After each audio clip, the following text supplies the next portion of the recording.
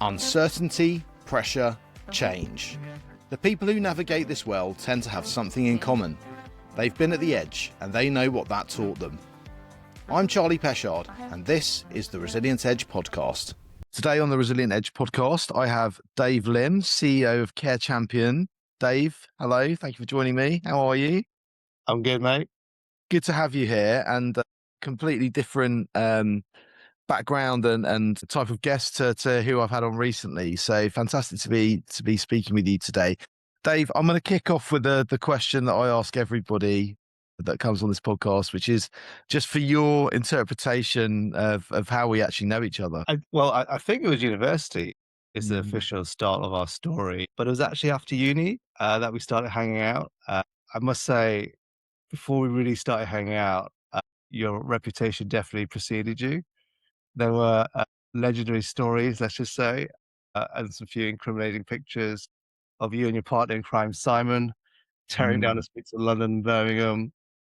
We won't go into details of that further for legal reasons, but you gave me a brilliant introduction. Yeah, absolutely. So your reputation also preceded you, because I knew you as the host of some legendary club nights in Manchester, and then obviously, as you say, after uni, sort of hung out a little bit more, and conversations have definitely changed between us from what clubs to go to the more business focused concerns of life, of family, and what have you. So yeah, and then I noticed the work you were doing at Care Champion. I thought actually I'd love to find out more about that. So Dave, can you talk to me a little bit about how you've ended up as the CEO of Care Champion and what that journey's looked like for you? So how I got there was, first of all, I started running a care home. The care home was started by my dad, but he unfortunately passed away. And out of all the amazing career achievements that he did, one of the things that he was most proud of was giving employment to over 50 people for over 30 years. And before he passed away, he made me promise him that I would keep that home going no matter what, right? And so we were in like the post-COVID era, and funny enough, like actually during COVID, things were okay for us. Like there was a lot of government help available, a lot of funding, and we weren't that effective. We were quite lucky and quite cautious right at the beginning of the pandemic. And so we fortunately didn't have many deaths, but unfortunately the sector as a whole was hit quite hard, especially post-COVID, because government grants started drying up. There were a lot of empty beds because obviously, unfortunately, a lot of people passed away in other homes. And there was a high reluctance from families to put their loved ones into care homes because of all the visitation restrictions and all the negativity that happened during COVID. And so you suddenly had a lot of empty beds, a highly competitive market, and a very challenging environment. So really, it needed someone to really come in, step in, and drive some serious change management so that the business could survive another 30 years.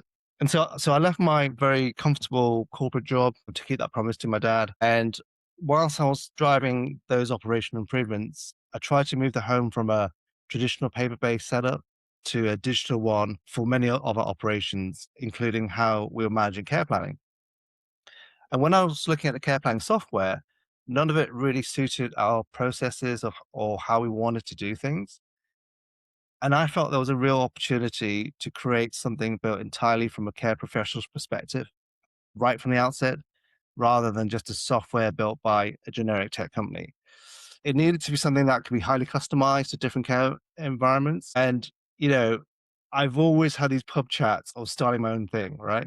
And I never really had the guts to do it, right? And really, right now, I had absolutely no excuse not to do it, right? I built up experience and skill sets, which meant I felt comfortable. I could do something like this. I had some money to put behind it, and I had the right challenge. And so I started Care Champion basically, and it felt amazing to do it. That's great to hear that story. I knew obviously your dad had started the care home, but that's a heck of a promise to have to make to your dad. And obviously challenging time to go through that as well. So just you talked about obviously the change from your corporate career to come and do the family business, and then that being the catalyst for Care Champion.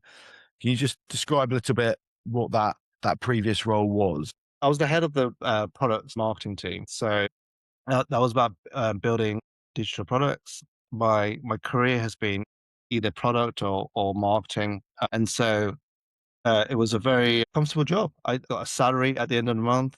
I had a whole team behind me. I was very structured. There was a whole corporate structure behind that. There was systems and processes. So it was, I guess, a typical corporate job.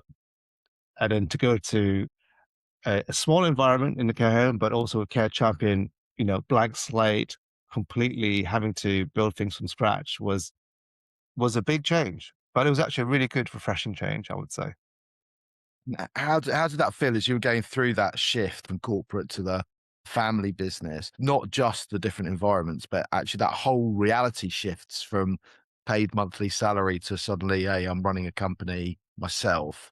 What are the big things that you were going through during that time? It felt exciting, right? Yes, there was a lot of anxiety in terms of like, oh, what if this and what if that, and obviously it makes it harder to plan things like family holidays because you just don't know where that money's going to come from, and it obviously adds stress that you don't have a regular income when you got outgoing bills like nursery care and mortgages and so forth. But I often think about it like a privilege, like the privilege to have this opportunity to really push yourself and see you know if you've got what it takes, let's just say.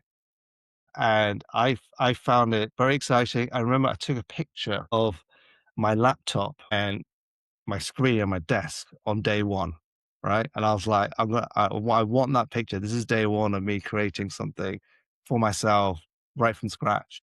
And that's a picture I still hold very close to my heart.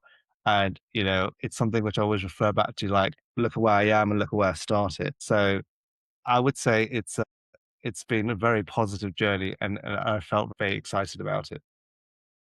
That's that's a great bit of like foresight to take the time to say, right, I'm going to just recognize that, the capture that moment of where I'm starting this journey from, and be able to reflect back on it. Because I think that power reflection is so important. When you move into the family business, what did you have to leave behind from the corporate world? That and what did you also bring forward that you wouldn't necessarily have thought would have crossed over?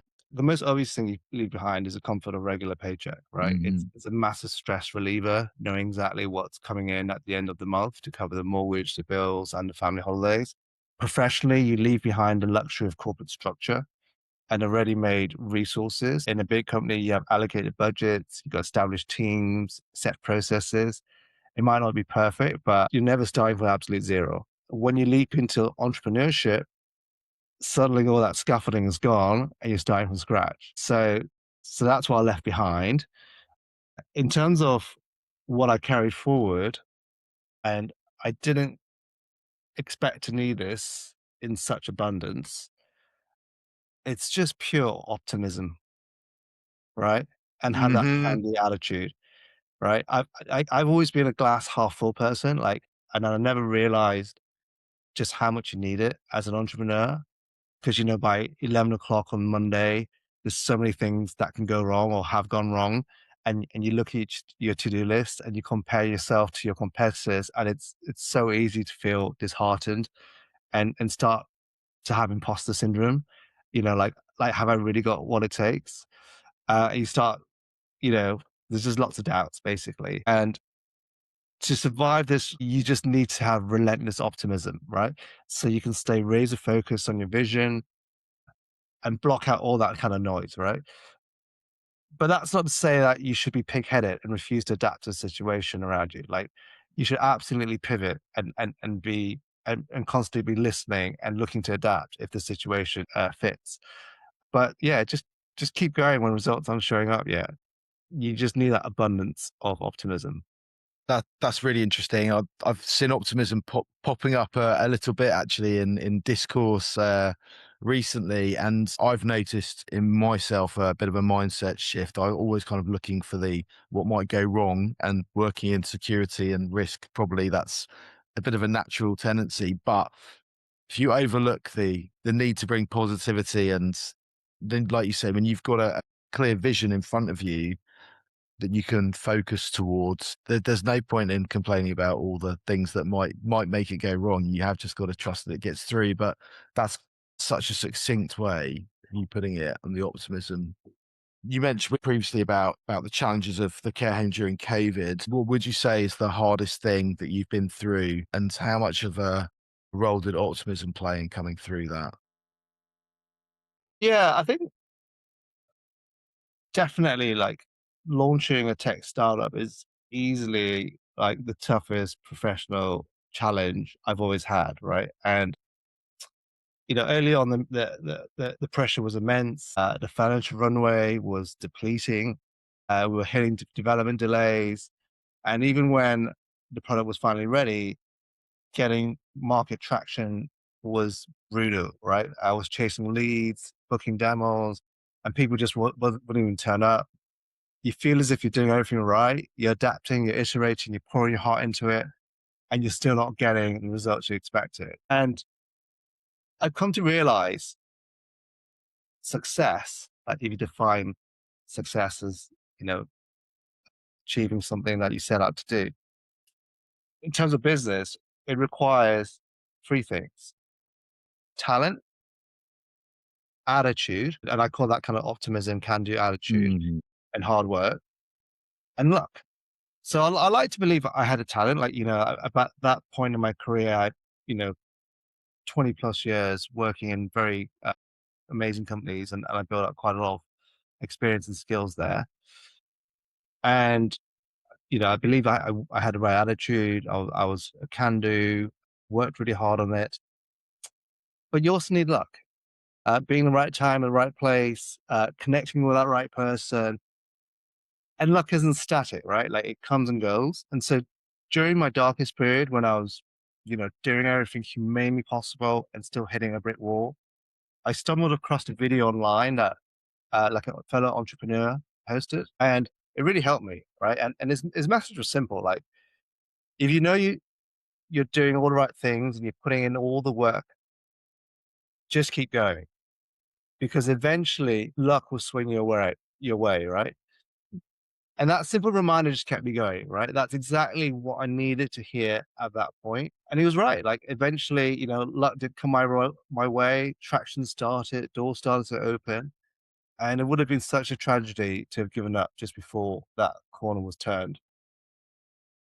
That that's very powerful. You do never know when the change is going to come, and I think the relentlessness of keeping going and persevering even when it's hard.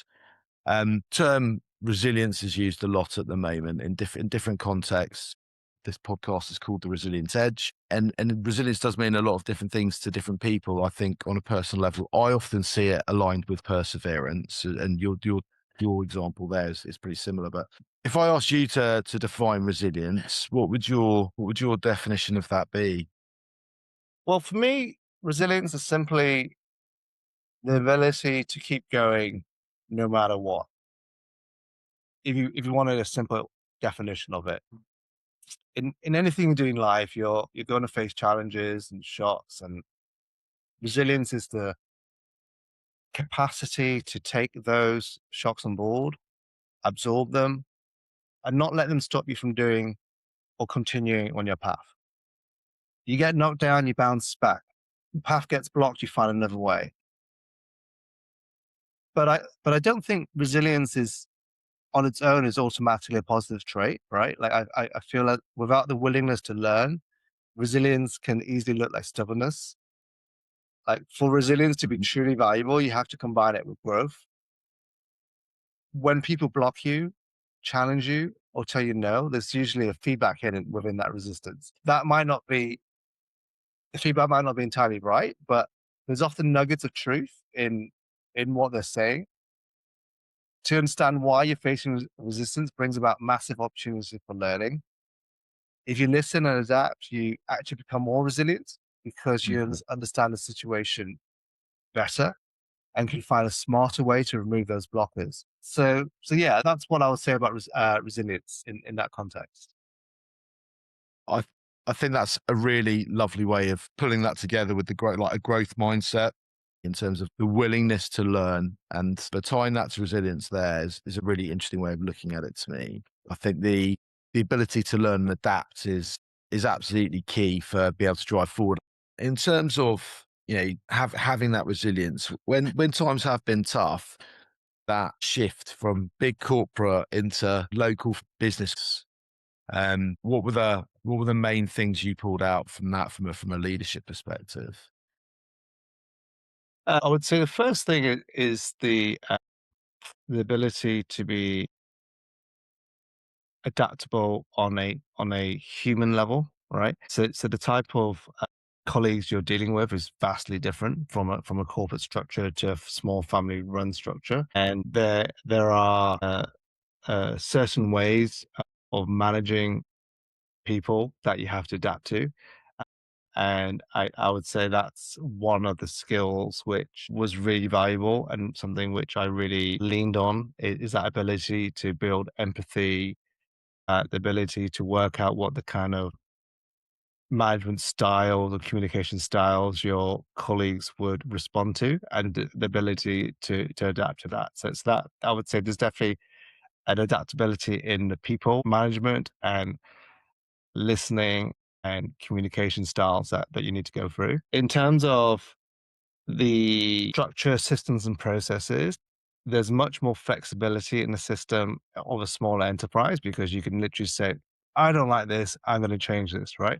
Whereas in a corporate structure, you know, there's I don't know how many layers you have to go through before you even get to pitch your idea.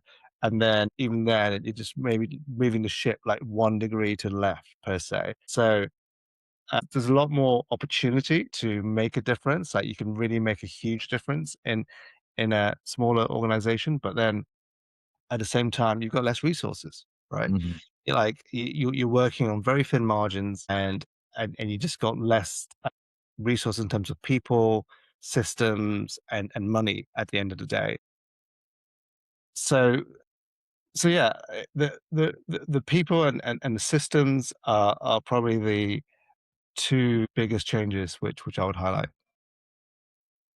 And you talked about the need for empathy, the need to be able to adapt to the team that you are leading, and obviously the human element that runs through that. Would you be able to offer, how you would define leadership? And I'm also curious as to whether you would say that the core elements of that would have changed from, previous life experience to your current roles. Well, I would say the first thing to recognize about leadership is that it isn't static. It's it's dynamic and it has to evolve depending on whatever situation you find yourself in, right? So for for example, like an exceptional leader in a wartime scenario is completely different from what you need in peacetime, right? In a crisis or wartime business situation, you need a leader who can make high stakes decisions quickly, take accountability, and have absolute courage in the convictions. And there isn't time for endless debate, let's just say. Hmm. But in peacetime, when there isn't an imminent threat, that kind of command and control style can be destructive. Instead, you need a leader who is collaborative, who actively listens to diverse viewpoints, who creates space for the best ideas to rise to the surface so you can build for the long term. So, believing there's one optimal style of leadership is a mistake. I think the real skill is situation awareness. But if there's one common thread that I think ties great leadership together for me is this concept of stewardship. True leadership goes far beyond managing processes or owning an asset. It's about being entrusted to look after something incredibly valuable, whether that's a company culture, a team's talent, or a family legacy, and dedicating yourself to leaving it in a better state than you found it for the next generation. I love that stewardship. That's an undervalued, underappreciated approach to things, because if everyone had a bit more of that in their life, I think we'd be in a much better world. In terms of then bringing that team forward for the care home in particular, you joined full time just after COVID, having been working in the business for a number of years prior to that. What would you consider to have been your biggest challenge as a leader? When I was running both the care home and care champion, I fell into this classic trap of trying to do everything myself. Right. In my mind, it was just quicker and better if I did certain tasks myself rather than taking the time to train someone else to do it. I figured it'll it'll take me twice as long to explain it, and the output won't be exactly how I want it anyway. But that's a short-term calculation, right? With a massive long-term cost. Because as you scale things and get busier, you suddenly wake up and realize you're doing everyone else's job, and that's completely unsustainable. So for me, what true leadership is about moving from managing tasks to delegating outcomes. You have to set up your team to ensure they have the resources and confidence they need, and they have the courage to let go, and you have the courage to let go of the reins. Instead of telling them how to get there, you give them the destination and let them figure out the best route. When you do that, they will constantly surprise you with solutions you never would have thought of yourself. And the best part is your time's finally freed up to focus on the high impact strategic work that actually moves the business forward. That power of delegating outcome is such a powerful thing when it's done well. How hard was that for you to be able to make that shift and trust the team that they would go and get those innovative approaches to achieve the outcome? In the end, it was easier than it would have been just because I just needed them to do it, right?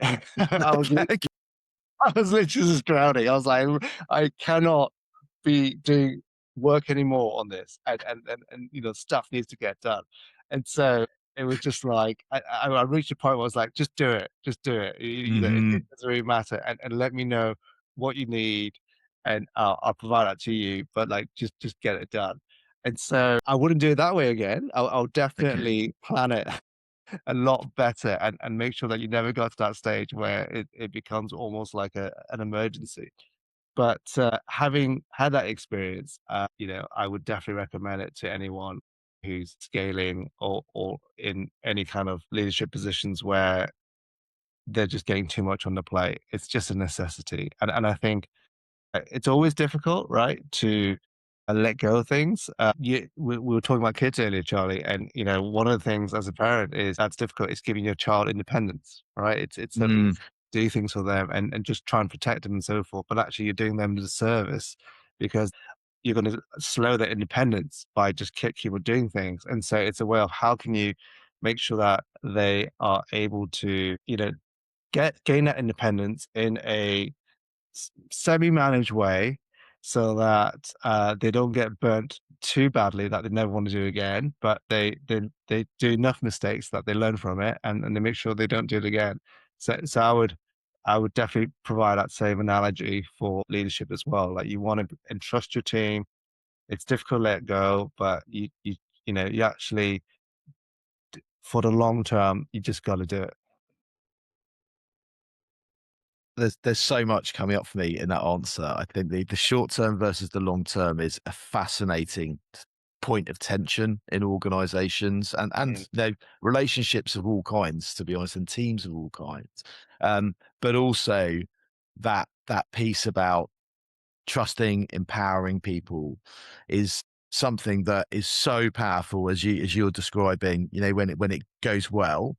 But there are lots of factors that can influence that. And I think a term that comes up a lot at the moment is psychological safety. So people feeling that if they are not directly successful in what their task is, they won't be made a scapegoat, they will be supported, and there is a culture of failing forward. Um, how did you find your team was reacting to you needing to delegate and needing them to step up with the outcomes? How did that pan out for you? To be honest, they stepped up, right? There wasn't much resistance there, and if Great. anything, that indicated to me that I was way too controlling. Yeah. right? Okay. They were almost like, thank goodness, he's finally letting go of these things, right? And so so so yeah, I don't think there was much resistance. Maybe from a few people, they felt a bit apprehensive and anxious about it. But like you said, like if they know that I'm not going to be like finger wagging, or they're going to be blamed for that. And you got to build that trust, right? So like the first time it doesn't quite go the way you wanted it, you got to make sure that you walk walk the walk. And I'm not sure about you, but like we've all been there where we've had some bosses who are like, "Oh yeah, doesn't matter if you mess up," but actually it kind of does, and you get kind of scarred for that. So I definitely don't want to be that guy for sure. But yeah, I in general I found it to be a very positive experience. In terms of that, yeah, that adaptability, that trust, that culture of growth and empowerment, I think are really important elements of also not just having a strong organization when things are going well, but a resilient organization when things are maybe a bit tougher. I'd be keen to get your view on when the organizations get wrong when it comes to building resilience, and also what your view on genuinely good might look like. Yeah, that's a great question, Charlie. I think there's two distinct angles that we could look at here. The first is what I call individualizing a systemic problem. So, too many organizations treat a lack of resilience as a personal failure of an employee. So, they may offer, like, I don't know, wellness apps, lunchtime yoga classes, or tactical coaching, all in the name of building mental resilience. But they don't actually change the broken processes, the poor leadership, or the unrealistic targets that are causing the stress in the first place. In essence, they're trying to fix the person instead of fixing the system. I think what generally good looks like is different, right? Like I think true resilience is an organizational design choice. It means building enough slack into the system so that if one person goes off sick or a critical system fails, the whole deck of cards doesn't collapse. It's about creating a culture where workloads are sustainable, but also where people take true ownership and feel safe to voice their concerns when they spot a critical weakness in the system. And that leads me directly to my second point. We must stop confusing compliance with culture, right? You can't simply build a resilience policy or hand out a thick manual of procedures and assume you're protected against a crisis. When a real shock hits, no one is reading that manual. To borrow a line from Mike Tyson, everyone has a plan until they get punched in the face. And so, crises are dynamic. If your frontline team is terrified of making a mistake or a rigid bureaucratic compliance culture, they will freeze when that punch lands. And so, genuine resilient organization trains and empowers employees from the ground up, giving them the autonomy and the skills to solve problems dynamically without needing 5 layers of management sign off. And that comes from leadership, right? That comes from the culture, the leadership, in my opinion. That's a really interesting way of looking at that. I love the Mike Tyson quote. Every time I hear it, it makes me smile because I think it's so true. In the military, we used to have a phrase: "No plan survives first contact with the enemy," and it's the same thing. So to be able to embed that mindset and that culture through everything, business as usual as well as the crisis, I agree. I think that's absolutely essential. Yeah, and like you just mentioned, if you train your soldiers well, when they have that first contact and the situation changes, they're going to adapt, right? Because you've Yeah. changed them, you've trained them, and you've given them the confidence to adapt, and that plan goes out the window, which is fine, but your soldiers are still ready to take on that challenge. Yeah. And I think it comes back to your point as well about like the empowerment and the rigidity of the decision making processes and the sign offs for that. So I think the UK military really has historically prided itself on what you're talking about. I'm going to train and I'm going to empower. So I do not need to be, as a general, sat watching what every single individual soldier of mine is doing and actively interfering with whether they've put their left foot forward first or the right foot forward first. They've chosen to shoot with their pistol instead of their rifle or whatever. Like, there is an absolute trust, and systemically it's set up so that we trust that people are going to make the best decision they can on the ground because we've equipped and trained them as best as we could within, quite often a lot of constraints. You talked about having like limited resources. Yeah, it's same for every organization, but it's such a massive shift for the performance and outcome of an organization when you do empower and train people well. So I love that you've brought that leadership piece through the resilience lens as well, because I think they are things that often get looked at in isolation rather than very much being two sides of the same coin. So, Dave, starting to move to wrapping up now. This has been awesome. Thank you so much. Really, really fascinating to hear your story and get your insights. I mentioned in the intro, you come from a really different world to mine and many of my guests. Although there are some similarities in terms of the importance of what you do from a social perspective. I'd love to get a recommendation, if I can, from you of someone that I could potentially invite on this podcast, that I might not have thought of. Maybe they're a current or a future leader, someone Yeah. that you admire, that you think's got some insights that would be worth sharing. I'm gonna latch onto that idea you said about that you might not have thought of, and given our work in the healthcare industry, I would recommend that you talk to a care home manager. A lot of people outside the industry don't appreciate just how complex that role is.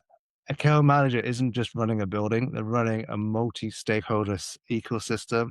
On any given day, they're managing vulnerable residents and navigating highly emotional relationships with those residents' families, leading teams of nurses and carers, and satisfying strict regulatory bodies. It's like a incredibly high stakes 24/7 gig, I would say, right? You got to display every single leadership trait that we've talked about today, from pure resilience to dynamic growth mindsets and deep stewardship. On top of that, they are currently having to navigate a massive digital transformation, figuring out how to introduce technology and AI into a traditionally paper-based world without losing that human touch. So yeah, like if you want to understand how leaders manage intense emotional pressures while driving operational change, I would say sit down with a care manager. I guarantee you they will give you some great leadership insights and with no filter. I love that, Dave. That's a great recommendation. I'll take you up on that. Dave, we've talked a lot today about some approaches, some skills, some traits, some mindsets. What do you think, from a skill or character trait perspective, most important for navigating the world that we're currently in and the world that's coming? Yeah, that's such a relevant question these days. So, you know, I would say we're living through a moment in history that some people have compared to the Industrial Revolution, right? As significant as that, and I'll be inclined to agree with them. With the rise of AI, looks like quantum computing is coming around the corner, Yeah. and robotics. Some of the stuff coming out of China is incredible.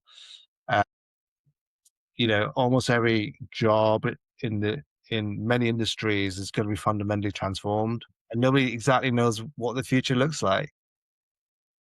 I personally find that exciting, I have to say. And in a world changing so rapidly, I think the most important trait you can have, and we've touched on this a lot, is to have genuine growth mindset, right? And like for me, that means like people talk about growth mindset, and I wonder, what your interpretation of it is and what other people's interpretation of it is. But for me, it's having that curiosity to learn, but also the willingness to unlearn. Right? Just because you've Mm, done something a certain way for decades doesn't mean it's the right way forward. It also takes humility to look at the unknown and be comfortable with the fact that you don't have all the answers yet. And I think that word "yet" is so important in that growth mindset concept. You might not know how to navigate this new landscape today, but with the right effort and direction, you can master it. And that's what makes an incredibly exciting time right now to be living through, uh, and learning and growing through it. There is a flip side to this, which I would like to mention. And you know, whilst everyone is rushing to skill up on the technical side, we must not forget that at the end of the day, we're human beings, right? And so, as technology outpaces our technical skills we have right now, our humanity becomes that more important ultimate differentiator. The deep empathy, the emotional intelligence, being truly present, listening to understand rather than just to reply, knowing when to give feedback and knowing when to reach out and support someone. All those things machines can't replicate, and I will bet my money they never will.